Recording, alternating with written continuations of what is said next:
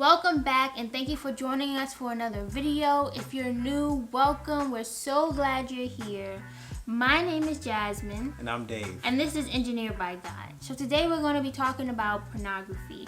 And before we get into the meat, I want to give you a couple of statistics. So currently, pornography makes up 25% of all search engine requests and is about the fourth most common reason people go to the internet.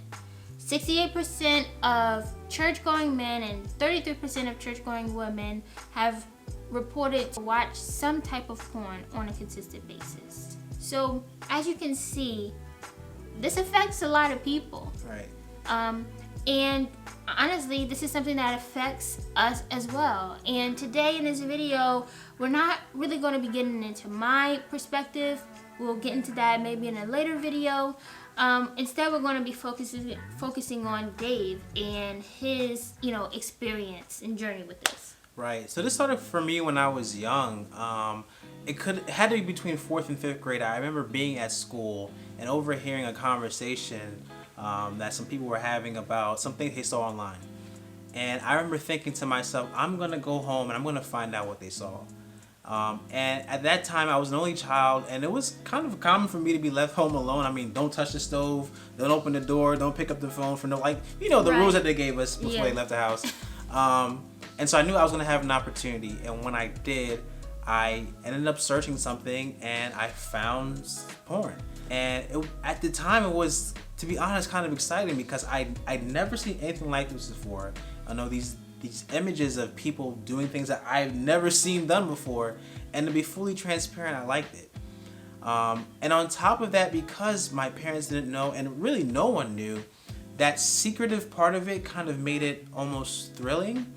But because I was so young, I didn't really know what to do with it. I'm like, oh, I guess I'll look at some more pictures, I guess, or print this out. Like, I don't know what to do with this. But the problem that the initial seed that was planted, though, into me was the fact that every time I knew I was going to be home alone, I saw it as an opportunity to seek this out further. But when this really began to become a problem, that's how I should say it. We're engineers. When this really became a problem was when I became a teenager, because at this point, I know about masturbation, and now I'm connecting this pleasurable act to pornography. And what people don't realize is that porn consumption really acts very similar, if not the exact same way, as most drug and alcohol consumption does. Yeah.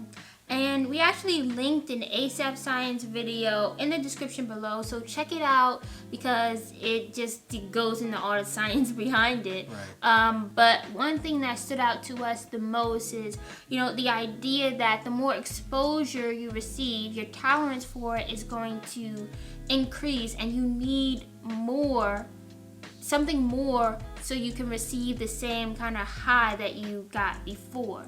And like a typical drug, it can lead to lack of control and compulsive behavior towards something that you know is destructive, and you can also experience withdrawal symptoms. And what it looked like for me, I wasn't the person who was watching porn every day. That wasn't my struggle. My issue was the fact that I knew that if I had that temptation or if I had that trigger, that it wasn't a matter of if, but when I would fall to it.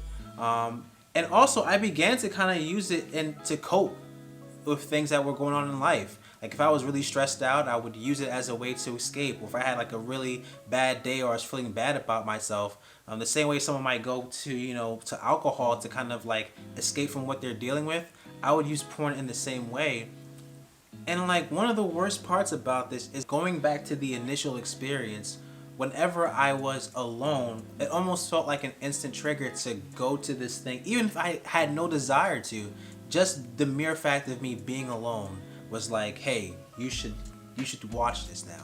So how did that make you feel? What were you feeling? So honestly, it was crushing, because you always tell yourself the last time's gonna be the last time, and here you are again. And so you feel all the shame and you feel all the guilt. I remember at this time in my life, I'm a leader in my youth group, and so you feel like you're living a double life, because you kind of are. And the worst part is that you don't even feel like you can come to God anymore, because it's like, how many times am I going to come and say sorry? How many times I'm going to say, Lord, I'm not going to do this again, just to be here again? And so, yeah, that was really difficult. And the thing too is, like, throughout high school and college, it's crazy because it started in elementary school and it's all the way to college. But throughout that, like, especially in college, there are periods of just busyness where you're either really busy with work or school, or maybe, you know, work or relationships or whatever those things are. And so you won't consume porn for a good chunk of time. And so you kind of assume that you're good, but you haven't really dealt with any of the really underlying issues. And so when you did get the opportunity, or you did have the trigger, or whatever that thing was, I'd still end up right back where I started, and you end up spiraling again. And then that makes you feel bad again, and makes you feel guilty, and now it's like this endless loop. But the good news is, I didn't stay there. Victory. And so if someone is struggling with this, the very first thing I would tell them is that you need to expose yourself. And that sounds like kind of like harsh, but you need to find an accountability partner that you can be raw with, that you can be really honest with. How did that look for me? So I have a close friend that I value his presence in my life. And he had a similar struggle, you know, growing up as well. And so we decided to become accountability partners for each other. And I remember the first time we had a conversation, he was asking me how my week went. And I kind of gave him the typical, you know, vague answers. Like, yeah, you know, I stumbled a couple times, you know, I've struggled with lust, right? And he's like, nah, bro, like, you gotta tell me exactly what you did. Tell me where you, in great detail, right? Tell me where you were, what were you thinking, where, like really paint that picture. And the more details you're able to give, it's almost like you feel like you're coming out of the shadows and into the light. And to be honest, I didn't realize how much I needed that, like how much freedom I felt in being able to share. Because, like, I feel like the power of this thing is in this, like, secretness of it. Because when you're struggling with it, you're both the prisoner and the prison guard. Like, you're stuck in this thing, but you're keeping yourself from finding freedom because you don't want to tell anyone.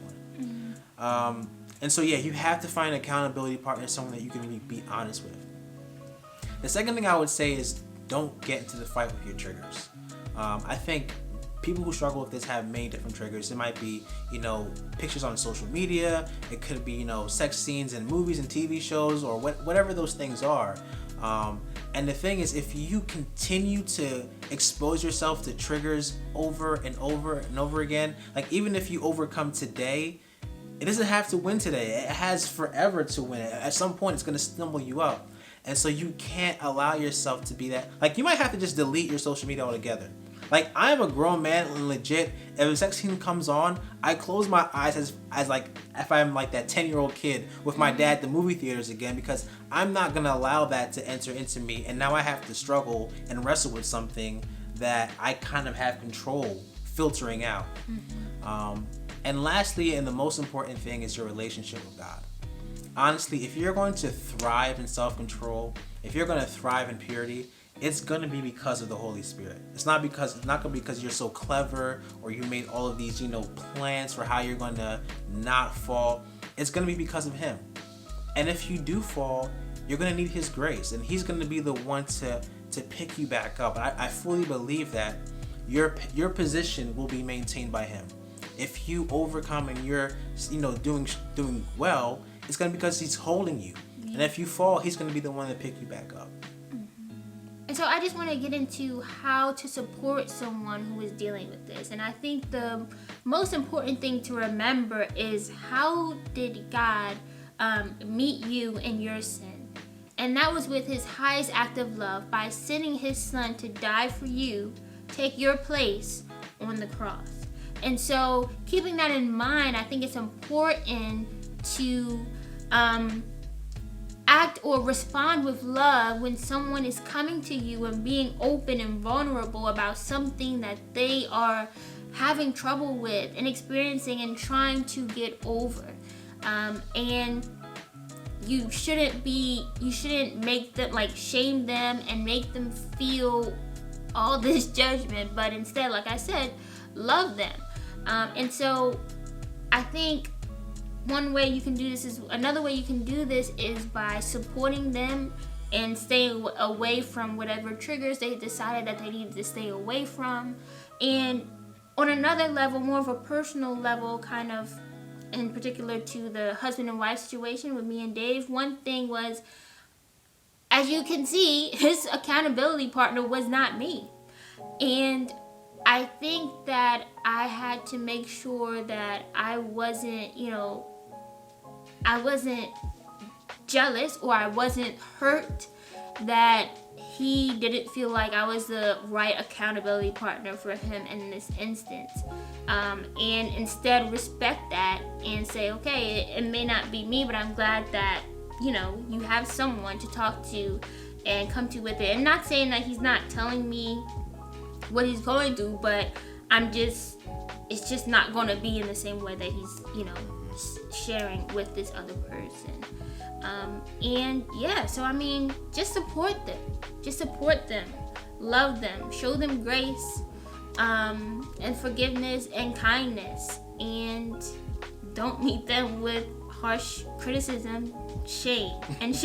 Right, because they already feel probably pretty bad about themselves already at this point. Right, and it was hard enough just for them to come to you. Right. So, but before we leave, I do want to take the time and shout out one of my friends who started an online resource for Christian women who are dealing with any sort of